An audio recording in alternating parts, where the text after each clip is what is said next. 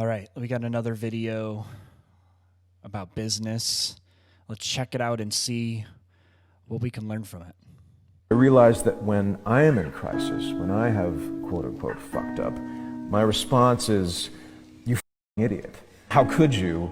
Of course. What did you expect? If I spoke to my friends like I used to speak to myself, I would have no friends. This video really already resonates with me before I even get any further than this, because self-talk is so important, because we actually still have access to an inner child that you never actually get rid of when you're younger. And that inner child exists because there are things within us that are either unresolved or untreated after we become adults, after we are beyond the care of our parents or our guardians or whoever brought us up. The inner child actually listens to us, the adult, now in the present, and relies on doing it the right way. And so the next time you have a thought to really talk down to yourself or negatively at any moment, just remember that there's probably an inner child there that was never actually consoled and never given the confident boost, the confident talk, the confident room, the energy to be able to really expand, to really grow within your capabilities with the right support system around you. So be kind to yourself. This also reminds me of a therapy session. I don't go to therapy anymore because I don't particularly believe in it, but it was good for the time, for this point in my life. I used to be so hard on myself, man. I used to be so harsh. I would be just what he said, I would be like, you idiot, you moron, you stupid, like what? It was so simple. Why couldn't you figure that out? Why couldn't you see that from the beginning?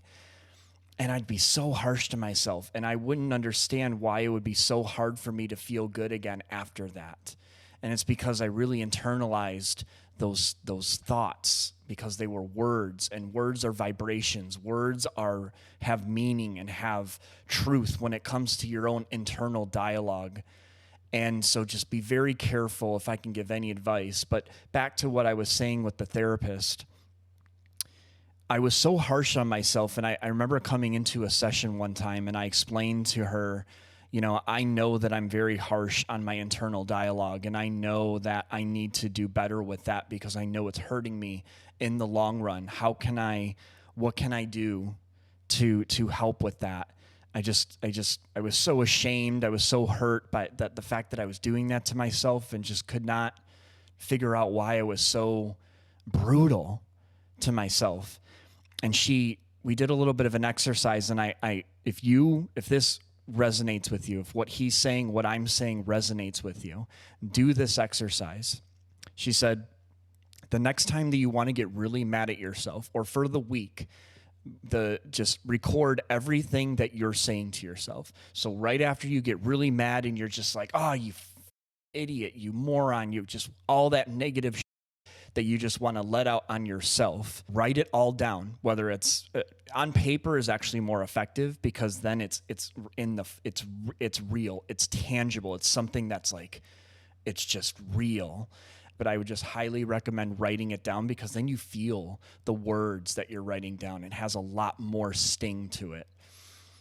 And so what I was doing is I was writing all of this down, and I actually stopped after like 2 or 3 days, because I recognized how brutal it was. And I was like, I don't really see what the point is. I know I'm harsh to myself. I know I'm mean to myself, and I know I talk negatively a lot of times.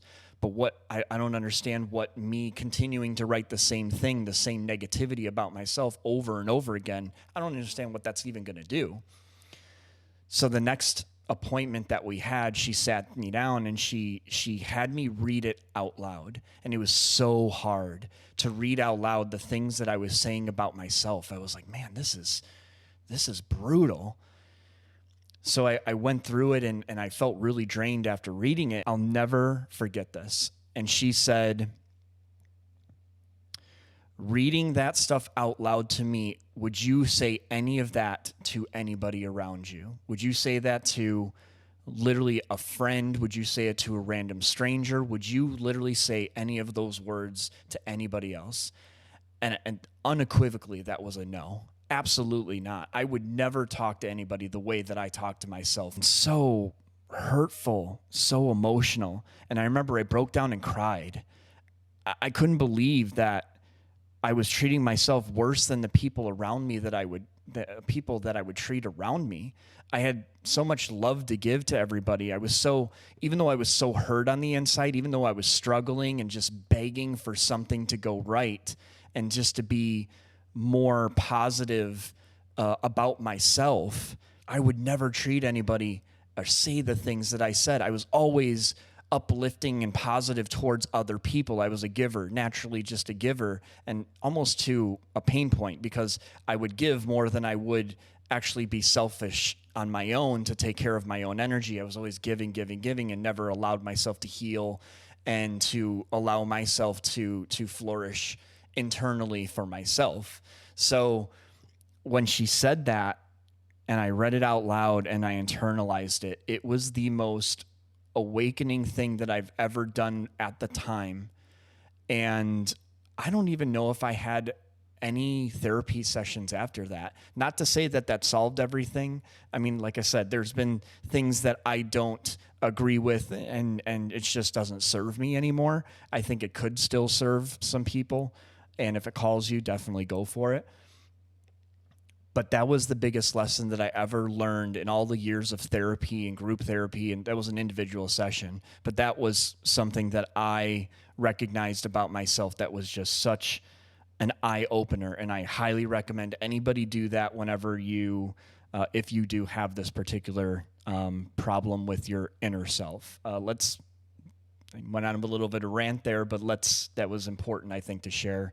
Hopefully that helps somebody out there. Hopefully that helps you in some way be more positive to yourself and just be more kind to yourself. Let's see what else he has to say, because that just resonated with me and I had to stop it.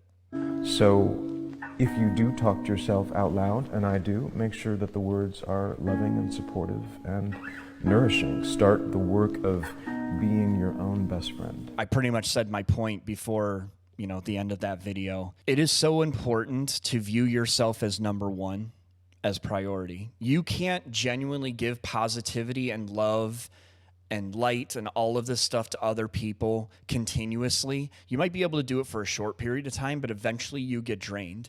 And eventually you have this battery that gets so drained and you don't recharge it because you're not looking out for yourself. You're not putting yourself as number one priority. You're not allowing that recharge. You're not being positive with yourself. You're not uplifting yourself. You're just being like beat down. And if you wouldn't do that to anybody else, why would you do that with yourself?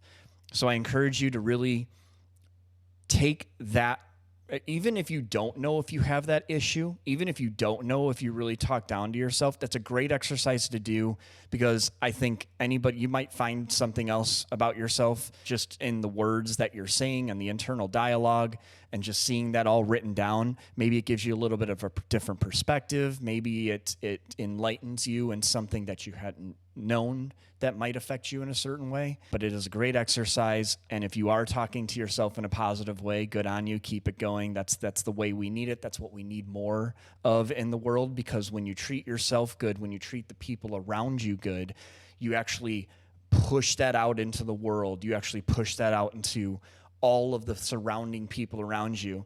And what they realize, what they feel, is they feel that energy, they feel that positivity, and they start to wonder, like, who are you? I want to be around that person. I want to know that person and just like feel that energy, that positivity. And then they start to figure out like themselves. They start to find their voice and their positivity and their love, and maybe they want to go out and spread it out to the world. I know it might sound a little bit kumbaya or hippie or whatever, but it doesn't really matter. We need more of this stuff in the world. We need more positivity. It starts within, and then you start to push it out. I hope you found it helpful, and we'll see you guys next time.